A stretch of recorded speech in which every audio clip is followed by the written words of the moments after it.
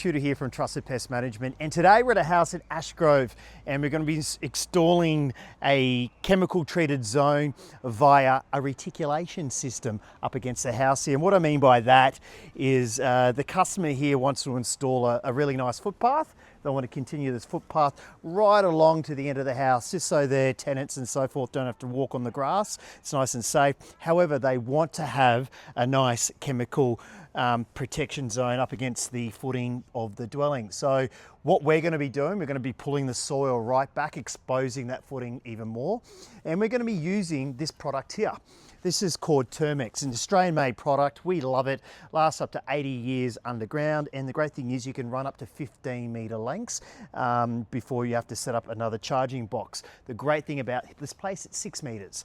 And these are our charging boxes here. And these are my tools. And this is what I'm going to be connecting to my pump so I can charge it full of termite ready to go. So we're going to be showing you how to pull the soil back, get the retic line in, set up the charging station, and off we go.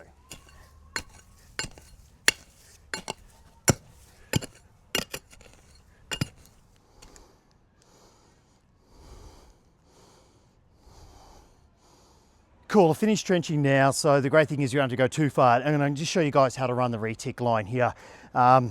I just want to show you a little bit of a trick of the trade. When you roll it out, make sure you have this printing facing up, because this is where the perforated holes are. And when you have a sprinkler system underneath the soil, you want the chemical shooting up and then it drenches down, so covering the top layer of the soil and then the bottom layer as well. And I just want to show you this real quick. This is an obstacle you face on a day-to-day challenge when doing retic lines. Normally, if this piping was so close, we would go around it. However, I'm pretty satisfied there's a good gap there. So I'm going to feed this retic line with the holes facing up, closest to the slab edge as possible.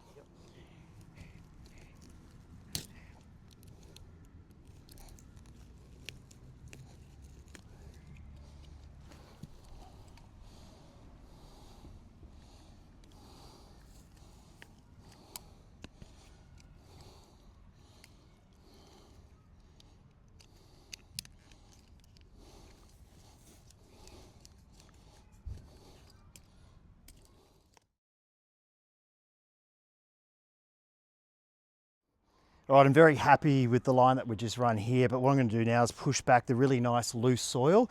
I'm going to push it back over the line, make sure it's nice and compacted, and then I'm going to get ready to charge the station for you guys.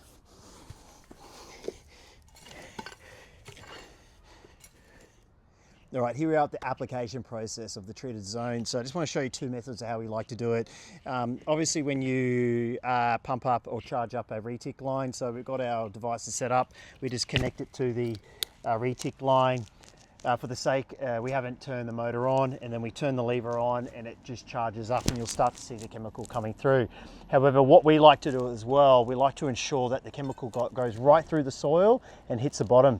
And we like to rod inject. So what our fathers always taught us is a nice spray over the top, get it down, and then we just start to massage the soil like a bit of a soup, just to ensure that chemical gets right into the soil and we don't miss an inch. So, and then once we do it, we make sure it's nice and compact, everything's clean, we pack up and ready for the builders. Yep.